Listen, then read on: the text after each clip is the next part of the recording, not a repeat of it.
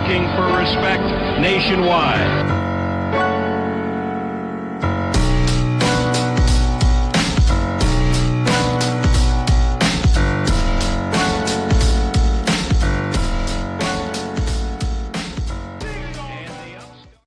What is going on, Sooner Nation? Thank you all for tuning in to another episode of the Barry and soon-to-be Mac Show. As always, myself, Barry, personal trainer, sports homes coach out of Tulsa, Oklahoma. And the way we're going to do this thing today, y'all, is I am going to go down the injury stuff. I'm going to read the comments, give you guys some insight from the athletic trainer, game prep, return to play standpoint, all of the stuff that I can give you. And then when DMAC hops on, we're obviously going to talk football, talk Hawk, see what OU wants to do there. But in terms of the John Mateer injury situation, caught wind of it, obviously earlier today, like many of us did. And if you guys have questions, want to drop those in the comment section, I'm going to try and get to all of that. We'll make this a little more informal Q&A and have some fun with it. So hopefully you guys enjoy.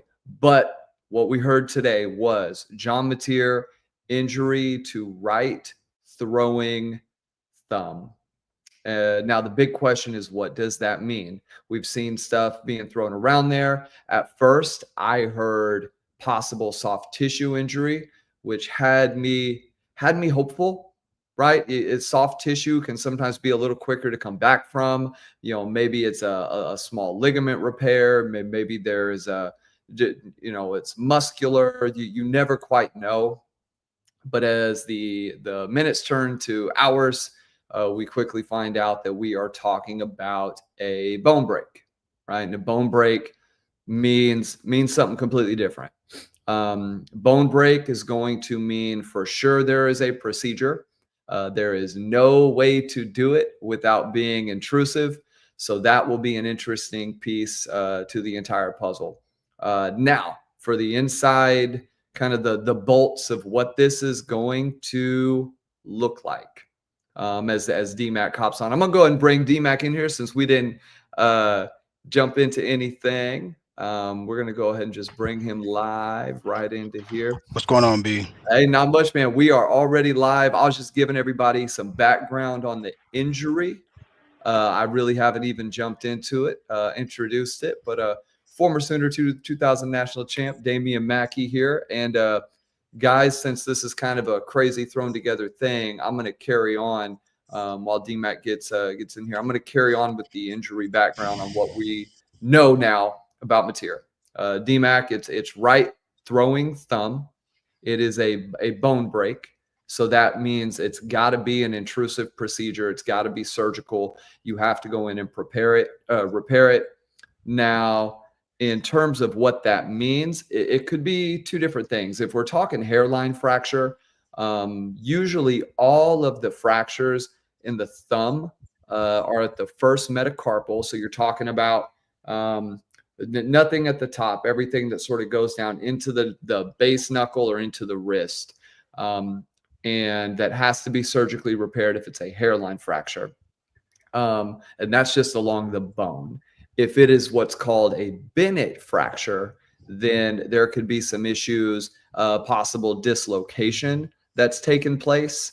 And if that's an issue, then sometimes you have to approach that a little differently. The surgery and the recovery can be a little longer. So until we know for sure as to what we're looking like, but as far as the actual injury, it's tough to say, but I will go into recovery times. As far as, here's what I will say recovery wise and what you're looking at. The reason the surgery, this was a question I saw earlier, the reason the surgery was not performed Sunday was you have to wait for swelling to go down.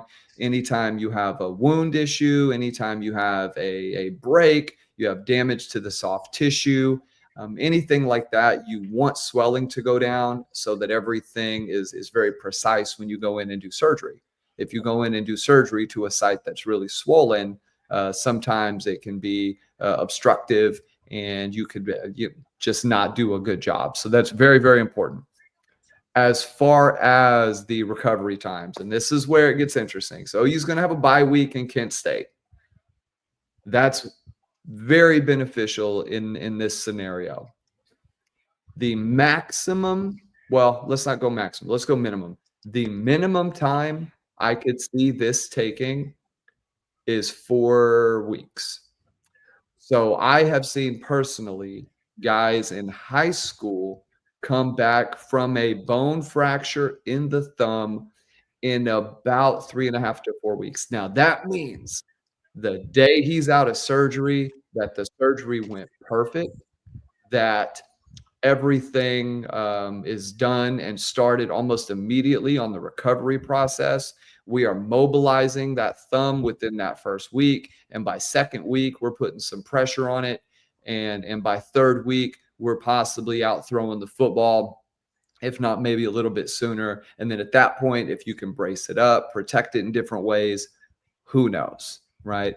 Now, the more likely scenario, because that's best case, right? Best case, 3 to 4 weeks. And that is if everything goes perfect, surgery, immediate immobilization and recovery, and then the therapy and the return to play protocol right after. So the most likely scenario is not what Sooner fans want to hear, DMAC, but we're talking 6 to 8 weeks. We're talking 1 to 2 weeks of immobilization, making sure everything heals right, 2 to 4 weeks of getting it mobilized, and then week 5 to 6 and 6 through 8, you're talking about finally gripping and throwing the football, and then having enough strength to actually put some tension and some grip. Anybody who's thrown a football, I'm sure most of our listeners here, you got to have your thumb and you got to be able to grip the ball. And if you cannot grip the ball and you can't feel it, that is going to be an issue throwing the ball. So I will say best case scenario, 3 to 4 weeks. Worst case scenario, 6 to 8. And with surgeries on the thumb, that is a very likely and common timeline, right? Now, you are dealing with athletes who are very healthy, who are generally going to heal faster. And you are dealing with, top-notch medical staff, medical team. I know one of the doctors who operates on players, very, very, very good stuff. But I think 3 to 4 weeks is not a horrible expectation for Sooner fans, but I would not be surprised, DMAC, if it's a little sooner. So what are your thoughts on just the injury stuff, man, coming out as we welcome you back in here? Truth? You want my truth? Truth. Players get hurt. You know what I mean? Players get hurt. And it's part of the game. I was wondering if he was having accuracy issues in the Temple game. I think they came out publicly and said it happened in the Auburn game. It's why you keep 3 or 4 quarterbacks on scholarship. You are far more advanced and experienced in the areas of timeline and recovery time and surgery. My stance is next man up. My stance is I'm gonna wear crimson colored glasses because I have to. I guess because I have to. And this is what I'm gonna say, Barry. If an injury like this was gonna happen, couldn't have happened at a better time. Mm-hmm. If effectively, Hawkins is gonna have this entire week to prep, to get comfortable, what I think is going to happen is they're going to spend this week working on chemistry. What does the speed out look like? What does the sit route look like? What does a curl route look like? How many steps on the bang 8 slant? How many steps on the over route? So that he gets comfortable with Keontae and Burks and Satania and hopefully JV Gibson, right? To me, this gives them a week to really just work on their own timing, to work on the plays that he's most comfortable with. And then next week, it gives them opportunity to play against an opponent at home, friendly confines, a game where we should be comfortably ahead. Kent State has shown against multiple teams that they just want to collect their check. It's not like an Illy State. Illy State might be a little different. If their quarterback's healthy and our quarterback's unhealthy, the way they play defense, that might have been a different situation. So I Mhm. feel like having this week to really get Hawkins up to speed, having next week for him to go through preparation for an opponent, and then going into OU Texas, I feel like I hope crimson color glasses. I hope our offensive line at least has some, and I'm going to use a funny term here, but some false hope, even if Mhm. it's false hope, right? The term, I think Kanye says, fake it till you make it, at least be able to, I imagine, Beatenbow, Wilson, Arbuckle, BV are going to put a plan in place to at least give the O line confidence. I got to tell you, if we struggle against Kent State running the football, we are in trouble. If we, against Kent State, run the ball with some level of effectiveness, um, some level of, and I'll talk about something else here in a second, just some level of consistency, Texas has to respect it. I was watching ESPN today. Hawk has played in 7 games last year.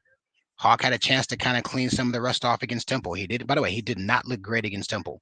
That was not a Mhm. game where I walked away being like, okay, but I do remember Tennessee when he came in and he threw strikes. I do remember Auburn where that was a game he put the team on his back, right? And so I'm a Sooner fan, man, and I'm a realist. I'm honest. What choice do I have? Am I going to say the sky's falling for 3 weeks? Absolutely not. And am I convinced that because our backup has to play for a season of or a period in the season that it's the end of the season? I don't have to feel that way yet. And some fans won't like that, and some people probably feel the same, but like, just for real, like, kids on Scally, he's not a true freshman. He played in some big games. He understands the SEC. He's been thrown to the wolves before. He's got a better scheme, a better coach, a QB Yeah. coach. There are a lot of things working in his fashion. Now, again, I say all that to say I'd be flat out lying if I didn't also say, damn, I wish we had Mateer. I don't want to minimize the devastation of an injury to your Heisman contending quarterback.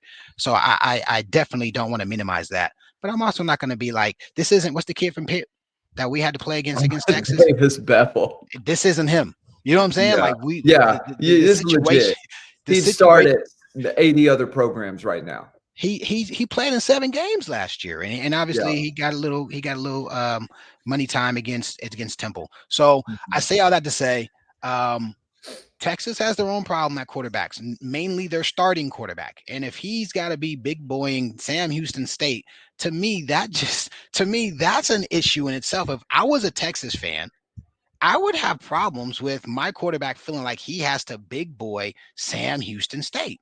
Like, that tells me he has some own internal issues going on in his own head that Yeah. Texas needs to worry about. They need to worry about their own stuff. So I say all that to say, man, prayers up to our quarterback. Mateer is a guy who you can run through a brick wall for. He's a guy who we're going to be needing to get things done as a program. However, and again, I'm going to say crimson color glasses. The scenario couldn't be set up better for him to have success with the bye week and then an opponent. I think it's even better we have an opponent. I think it's great that we have an opponent that he gets to have to do a game day ritual, and he's got to go through warm-ups, and he's got to have the conversation before the games. And he's right. There's a different ritual you have when you're the starting Q versus you're a backup Q, and Mhm. him having to go through that cadence, that ritual with Arbuckle and Schmitty. I bet you Schmitty hasn't stretched him all season before the games. I guarantee you Schmitty's going to be the one stretching him going into the Oh, Kent wow. State That's game and in interesting. That's preparation for kind the of Texas cool. game. It's just different for the Yeah. starting quarterback and a couple of the starting key caliber guys. And so it is what it is. Injuries happen. I'm sure Auburn fans are going to be saying, but hey, we got the dub against them. And to be very honest with you, I still like our chances. I really do. Again, the optics. What do the optics and the facts say? He's played in SEC games against really good opponents. He's had some success, and he's a year older in a better system. And Barry, you said it. He'd probably start for half the SEC teams if he was their main guy. I can think of 4 or 5 teams where for sure in the Big 12. right? He He's a might start guy for who almost every team in the Big he's 12 a. right I mean, could you imagine what Oklahoma State's situation would be if he was their starter versus what they've been rolling out with every week? now. Wouldn't Could lose you to Tulsa. imagine what Colorado? Yeah. Colorado, they've got 3 dudes who are supposed to be dudes, and they don't got no dudes. Like, Yeah. you know what I'm saying? Could you imagine what their team would look like if they had a Hawkins? So, I on one side of the coin, we lost our 1-star general. I called him a 1-star general because of that Michigan game. Right. And then Texas would have been a chance for him to be a 2-star general. And then the SEC game would have been a chance for him to be a 3-star general. And then a natty or a playoffs would have been a chance for him. So we've lost our 1-star general. It is what it is. The game is next man up. And the next man up also happens to be a pretty good option. Man, excellent stuff, man. I'll circle back for some of the questions that I saw in the chat just regarding Mateer's situation. I'll say this. Of all the people for it to happen to, and again, pumping a little sunshine, you're talking about a guy in Mateer who wears his aura ring. I saw the interview today. He tracks his sleep meticulously. His nutrition is spot on. I guarantee you he is going to be doing every single recovery and healing aid modality known to man. I wouldn't be surprised if some stem cells thrown in there. I wouldn't be surprised if OU just does everything they can to speed up the process.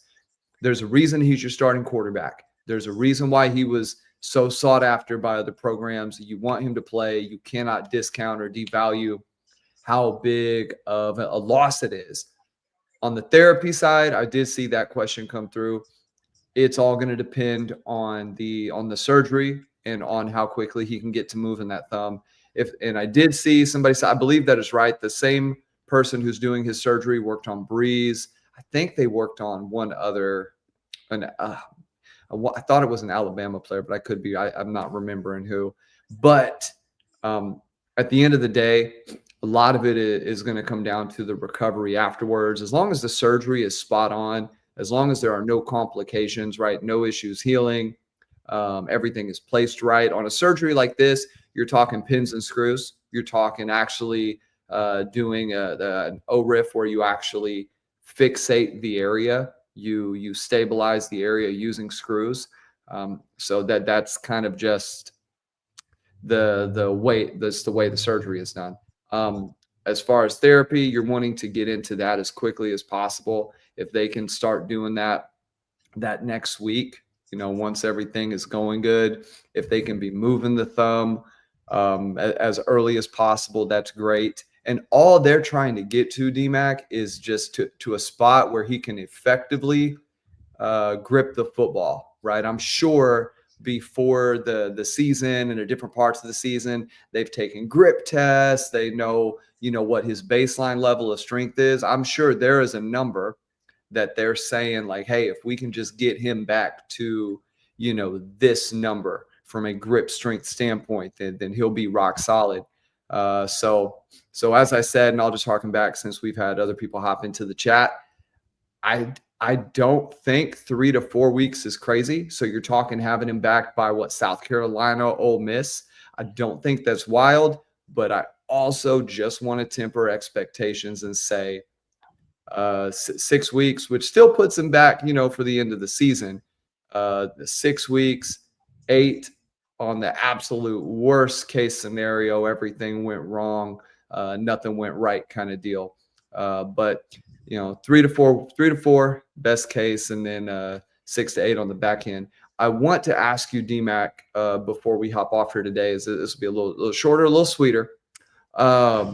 Just the kind of pressure that this puts on the defense, what this means for the defense as a whole, and how do you think leaders in the locker room are going to be approaching this week and then the weeks to come, not having a guy like Mateer out there on the field with them?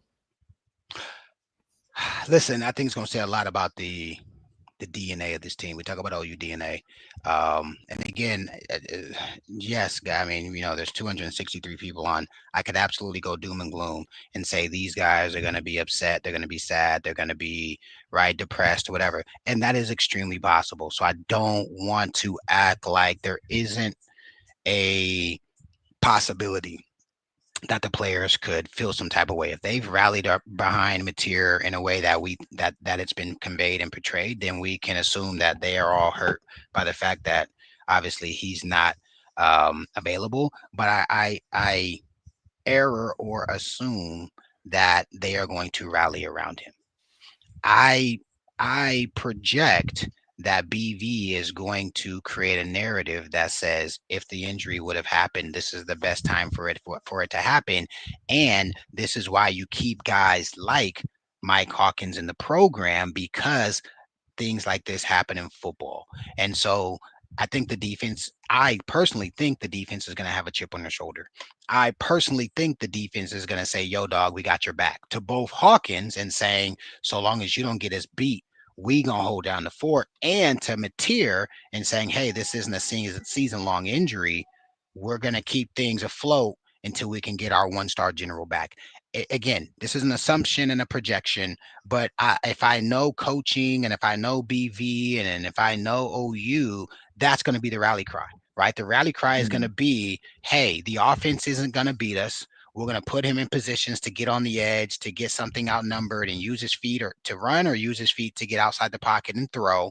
Um, we've got the week to gain chemistry. Guys, it's like a week of fall camp. By the way, bye weeks are like fall camp. If you self-study, you do a SWOT analysis, you say what's working, where are our weaknesses, what are our opportunities, what are things that are going to threaten us after the bye. Like they're literally going to SWOT, and the SWOT's just going to switch. It's going to be like, what does Hawk do? And then next week it's going to be a game week, and it's a game that we should win if Bethel, whatever the heck that guy's name was, the Pitt kid. If the Pitt kid was our quarterback playing Kent State, then that's a game we should have been able to win with him. So assuming it's um, Hawk should be able to we should win comfortably. A whole lot to a little. That gives him this week, Kent State week, and Texas game week to prep for Texas. And Texas isn't going to necessarily know the full capabilities, playbook wise, scheme wise, of what we're going to be able to do. So, again, the silver lining, I don't want to put lipstick on a pig and tell you guys this is an amazing situation because it's not. But again, coach is going to frame it in a way that says if this was going to happen, um, we'll figure it out. Yeah, and we'll talk about more in the midweek in terms of how this does affect the season. But the playoff committee who ranks things, if OU does happen to catch a loss on one of these games, I'm sure that's going to be looked at in a different light if Mateer is able to come back and let's say they win out. But that'll be something for down the road. In this case, you do have Arbuckle, who is it's a much better system. They have an offensive identity. They have an offensive plan. The one thing we haven't really highlighted is Hawkins is a better athlete, faster player. He is a threat. You give him a crease in the run game, he's gone, right? He's not getting caught. He did that a year ago in a rum-dum, rinky-dink offense that couldn't do anything, and then comes in, darn near beats Tennessee, beats Auburn, has his struggles against South Carolina, but by then the book was out on him, and they had no system. They had no counter for South Carolina's aggressive nature, and the offensive line just wasn't good enough. I will say this, and then we'll close the show out, and I'll give you the final word, D-Mac. I will say this. Now more than ever, the offensive line needs to get healthy. If you can play, you got to play. You're going to need Fasusi. You're going to need Ozeta. You're going to need Mike Kula. You're going to need Simmons. You're going to need Nwewu. Every guy across the board who is a legitimate A1 starter, they have got to play. Man, if you can move, if you are not gravely injured, the team needs you now more than ever. Because one of the things about Hawkins, while he does move, while he is faster straight line, he's going to be more explosive in some respects. What separates him from Mateer is the pocket presence, the pocket awareness, the ability to use his eyes to move DBs, and just the overall presence that he carries in the game. That is a different level with Mateer, and that's probably why he was named the starter. Among just the financial investment in general, but Hawkins can play. he would play for other SEC programs right now. But if you're a receiver, DMAC, if you're an offensive lineman, if you're a running back, Jay Knott, looking at you, Xavier Robinson, looking at you, all of these players who have not played, they have got to step up at this point and make themselves apparent that they are not going to just phone this season in. They've got to step up, and now more than ever is that important. DMAC, last word. Give me your thoughts here. Listen, Murphy's Law. I am gonna be curious, having a curious mind to see how this thing all shakes out. Neither you nor I have answers. You know what I'm saying? All we can do is really speak to, you know, you can speak to the diagnoses, the surgery, the rehab, right? I can speak to in my championship year, we didn't have any of these injuries. So I unfortunately I'm not the best in terms of how to pivot when your QB goes down because Josh was healthy. Um, I just think it's important for Sooner Nation. Take it 1 week at a time. Mm-hmm. All we can do in this week is, like you said, get the O line healthy, get the game plan tight. I promise you this: there's not going to be a bunch of guys going home 7, 8, 9 p.m. I guarantee you, coaches are going to be up late, collaborating, figuring things out. Um, Next week they've got a game that they cannot just blow off. I think they're going to use that game as a rallying cry. And Michael Hawkins is on scholarship. He's been in the program 2 off seasons, 2 spring balls. He came in for early, I believe, last year. 2 spring balls, 2 summer camps, 2 fall camps, 2 seasons. And it's not unprecedented for a quarterback to get hurt. It's not like this is something that has never happened before. Sometimes the team improves. And again, taking nothing away from Mateer. And again, yes, Mackey has crimson colored glasses on today, but I think I would prefer to speak from a best case scenario than a worst. We know the worst. Your quarterback goes down, the season goes down the tube, right? Things go in disarray. That's a story narrative that we can both say there's a possibility that happens. It's possible. But isn't there also the possibility that Hawkins, being a kid who's had a chance to be groomed in the program and has the same OC that Mateer has and better skill guys available than last season and a better offensive line than last season, right? There's a lot of things that work to the advantage of the SEC not knowing what he brings to the table. Now, let me just tell you what the death knell would be. God forbid he get injured. Mm-hmm. So I think that is going to limit how aggressive they are with running the ball with him. Because if Hawkins goes down, whoever the other kid is, I forget his name. Newbauer and Yeah, Jet New. I think the Jet guy is far. I don't think he's Yeah, anywhere near ready to Newbauer go. would be your guy. I don't even I think think, Jet was standing next to Arbuckle during the game. It was yeah. Newbauer who was over For there. everything I've been told, it's the new bar kid who would be next man up. I just think that you know you keep a Hawkins in the program because of these reasons. Listen, guys, they weren't trying to redshirt him this year to have him available potentially next year because he wasn't good. I see people in the comments saying, "Oh, he wasn't good." No, he got second team reps and was thrown in a game with the limited playbook. The version we're going to see against Kent State will be after 8 or 9 official practices, and then he'll have a game under his belt and an additional 4 practices and another walkthrough before he sees Texas. So um, let me give you the example. That's a liken to a spring. That's like a spring ball. He's going to have almost an entire spring ball between being the man yesterday and today. Right? Today's Tuesday, so today's a full practice. He'll have Tuesday, Wednesday, Thursday, and then a walkthrough. They're not gonna have a walkthrough because they'll probably have Friday, Saturday, Sunday off. So he had yesterday film and some practice. He'll have 4 practices this week. Then he'll have game prep week next week. Monday film and some install. Tuesday, Wednesday full practice. Thursday shells, everything's clean. Friday walkthrough. What exactly does the scheme look like? We're gonna have against Kent State, and then he'll have a game under his belt. Kent State. They'll probably do some Texas prep in there too. during Kent State week or during this week. This week or Kent State, they'll probably start doing some Texas prep. And then he'll have game week against Texas. And then his dad went to OU. He knows what the game. He went to the game last year. He knows what's up. So like he's, kid's got to be a scholarship quarterback.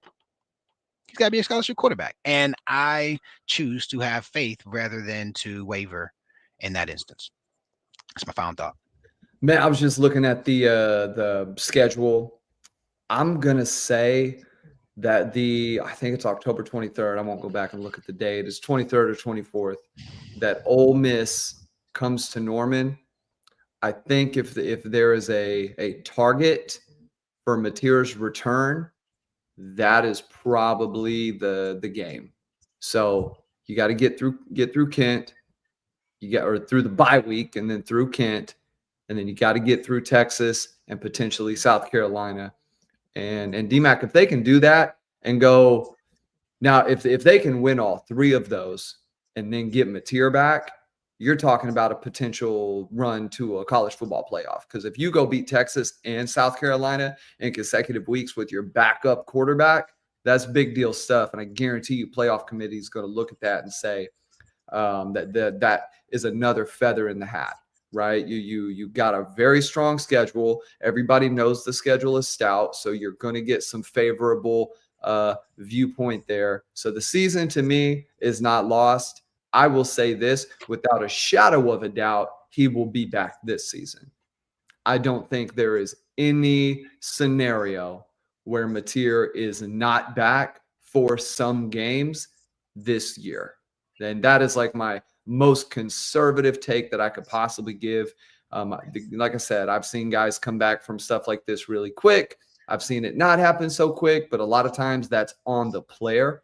In this case, you're talking about a guy, DMAC, who is just very, very, very deliberate and very intentional with everything that he does. And guys, we're going to be deliberate and intentional bringing you this emergency podcast today.